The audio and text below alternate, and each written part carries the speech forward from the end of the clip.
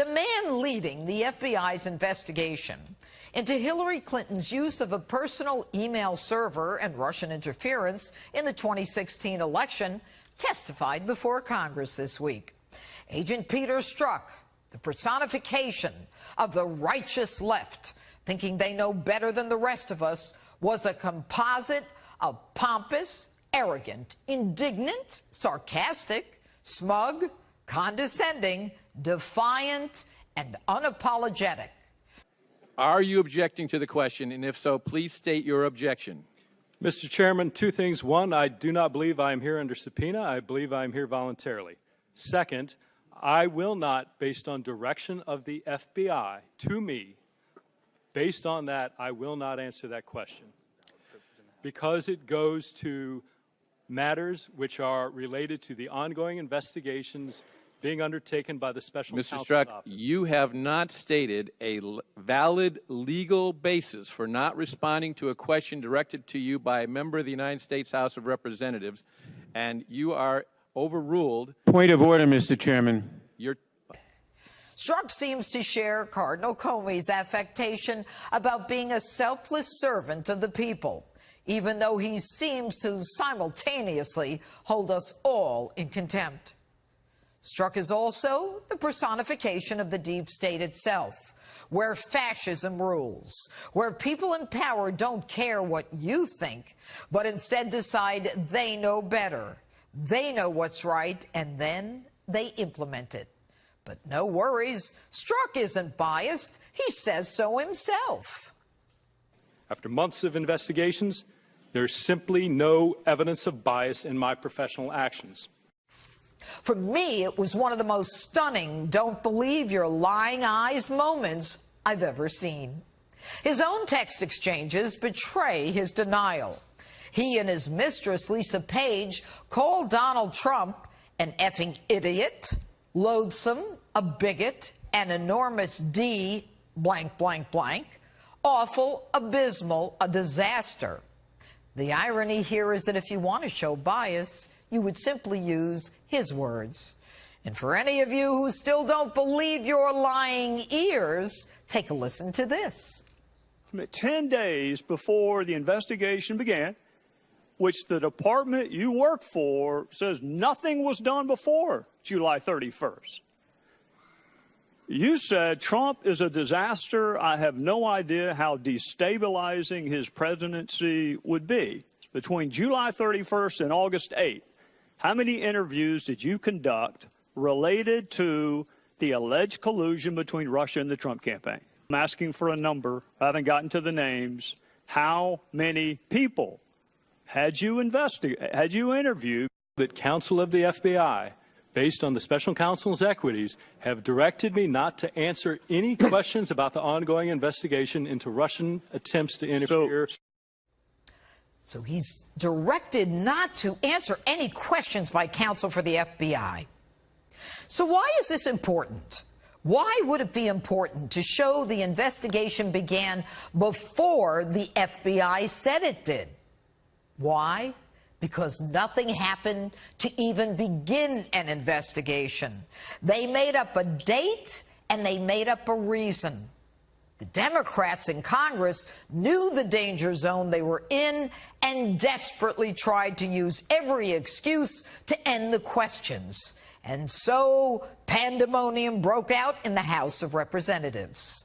He has said that he's been instructed by the FBI not to answer the question. Point of order, Mr. Chairman. Mr. Chairman, is it not appropriate to also interject the attorney-client privilege, which cannot be overridden and is a rule of the House to the extent that witnesses have the right to an attorney-client privilege in this House?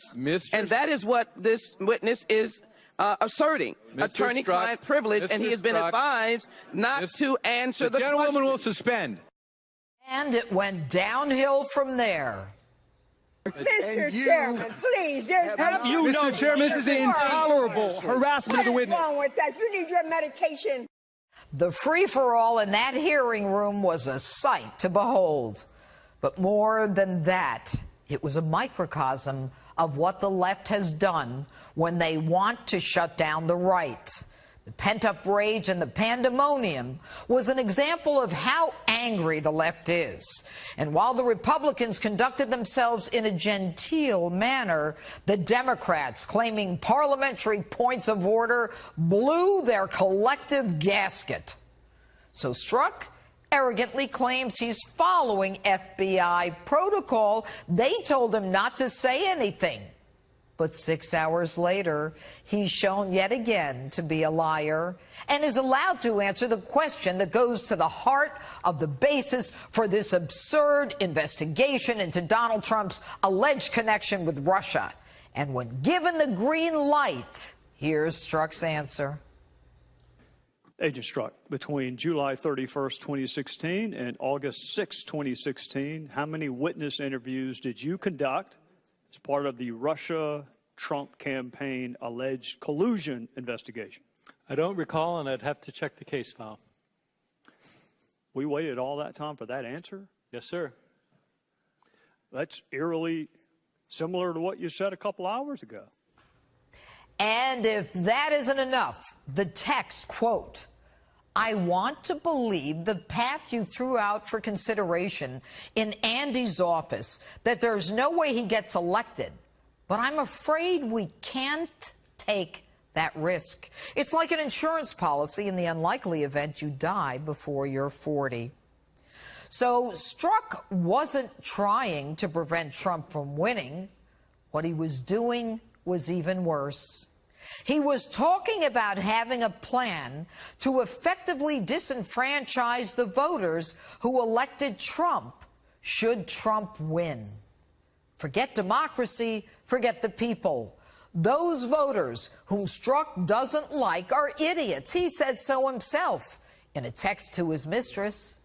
If his candidate of choice didn't win, the one he helped avoid criminal liability, he was going to abuse the power we entrusted him to ensure that it didn't matter. If the unthinkable were to happen, his insurance policy would help deal with it. The insurance policy, my friends, is the Russia collusion investigation. By the Department of Justice and the Federal Bureau of Investigation in 2016 and 2017, I am specifically directing you to answer the question in response to our subpoena, notwithstanding your objection. Point of order, Mr. Chairman. Mr. Strzok, please be advised that you can either comply with the committee's directive to answer the question or refuse to do so, the latter of which will place you at risk of a contempt citation and potential criminal liability. Point of order. Do you understand that? Point of order, Mr. Chairman. The question is directed to the witness. And I have a point of order before he answers the question. The point of order is not well taken until... You don't know what the point of order is. You can't say it's not well taken. The point of order, the witness will answer the question. Mr. Chairman, I raise my point of order, and I insist on it. What is the point of order? The United States Attorney's Manual instructs department personnel not to respond to questions about the existence of an ongoing investigation or comment on its nature or progress. In a letter to Congressman John Linder in 2000, referred to as the Linder letter, the department made this policy explicitly applicable to requests from Congress. Quote, although Congress has a clearly legitimate interest in determining how the department enforces statutes, congressional inquiries during the pendency of a matter pose an inherent threat to the integrity of the department's law enforcement and litigation functions, unquote. Therefore, the question being directed at the witness is out of order. The witness's declination to answer it as against the instructions of the FBI pursuant to FBI policy, which is necessary so as not to allow us to subvert an ongoing criminal investigation. He is right. And he should not answer the question. The gentleman has not stated a valid point of order. The ruling of the chair in that case. Nonetheless, the United States Supreme Court has recognized that it is unquestionably the duty of all citizens to cooperate with the Congress in its efforts to obtain the facts needed for intelligent legislative action. It is their unremitting obligation to respect the dignity of the Congress and its committees and to testify fully with respect to matters within the province of proper investigation. Mr. Chairman,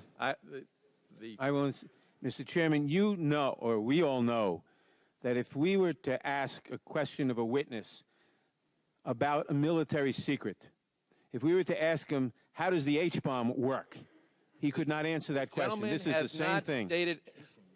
That is a classification issue, not an issue of whether or not this is a valid question for which... I appeal the ruling of the chair. He has ruled that it's not a point of order. That is not a ruling. Mr. Strzok? Mr. Chairman, I insist on my point of order, and I insist on Mr. Strzok. appealing the ruling of the chair. Mr. Strzok, knowing the advice that Point I of order, have given Mr. you, Chairman. Point of order. I believe there's a point of order that's been raised, and you've ruled we have a right now to answer Mr. Nadler's. it is not a valid point of order. The And I chair appeal has can't the just ruling already... of the repress chair it, on Mr. that Chairman, question, because you on don't- that question, on that ruling. Point of order, Mr. Chairman. Mr. Strzok, Mr. Chairman, I appeal the ruling of the chair that you have just made on that, on whether the... you have not stated a valid point of And order. that is your ruling, and I appeal it. That is not an appealable... Point of order. I Yes, it appeal is, the Mr. decision Chairman. that that's Appealing not the ruling appealable. of the chair is exactly what he's requesting. He's appealing it. That requires a vote to either sustain it or overrule it. The gentleman from New York has not cited a rule of the House that is being violated. Therefore, it is not a point of order. That's I your appeal ruling. that He's ruling of the appealed it. chair.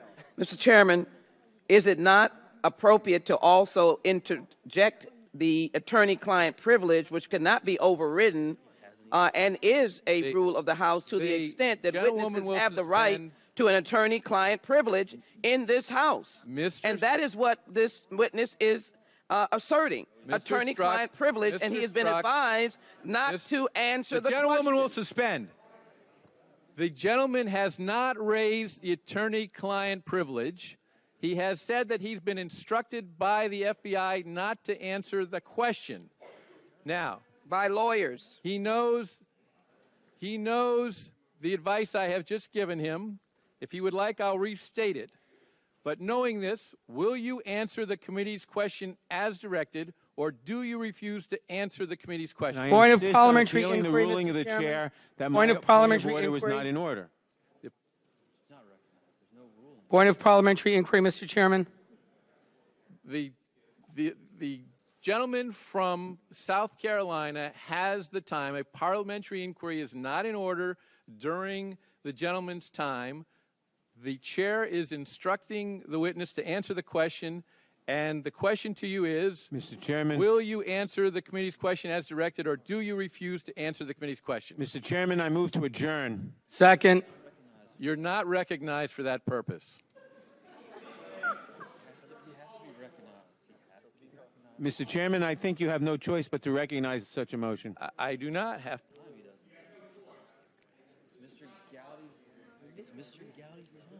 Are you just going to make up rules as we go along? Is that... The motion is not in order during the time controlled by the gentleman from South Carolina. I appeal that ruling of the chair. Mr. Strzok, will you Chairman, I answer? appeal your ruling of the chair that my motion to adjourn is not in order. The gentleman is not in order. That may be, but I appeal your ruling. The gentleman is not recognized. Knowing this, will you answer the committee's question as directed, or do you refuse to answer the committee's question? Mr. Chairman, as you know, counsel for the FBI has directed me not to answer questions about the ongoing investigation. As you also know, counsel for the FBI is sitting here behind me. May I consult with them? You may consult with your own counsel. But I may not consult with the FBI's counsel? Only with your own counsel. Mr. Chairman, there's no basis for that. He can consult with the FBI counsel. He's an FBI employee. The gentleman is not recognized. And the chairman is not being proper. The chairman is being proper. The witness can't be directed not to confer with his attorney. The FBI is not his attorney. His attorney is seated behind him. If he wishes He's an to consult with employee his of the attorney, FBI, as Mr. he's already done, he may do so. And his attorney may consult with the FBI attorney? Isn't the privilege that of the FBI, and shouldn't the FBI counsel be solicited on that point? Just take that over right now. Let Trey have it. Let's get this out. Let's just get this out, and then we'll go back to Mr. Gowdy. Mr. Chairman, My counsel has reiterated that counsel for the FBI has directed that I may not answer that question. Mr. Strzok, in a moment we will continue with the hearing, but based on your refusal to answer the question at the conclusion of the day, we will be recessing the hearing and you will be subject to recall to allow the committee to consider proceeding with a contempt citation. A point of order, Mr. Chairman. Will the committee also consider contempt for Mr. Bannon, who refused to answer Mr. Gowdy's questions when he was actually under subpoena? That is not a proper point of order in this hearing. Parliamentary inquiry. Mr. Gowdy, do you remember Parliamentary inquiry. The time is controlled by the gentleman from Parliamentary inquiry. A parliamentary inquiry is Mr. not Bannon in order wouldn't answer your when the questions gentleman under subpoena, from Mr. South Gowdy. Carolina controls the time. Agent Strzok, just so the record's clear.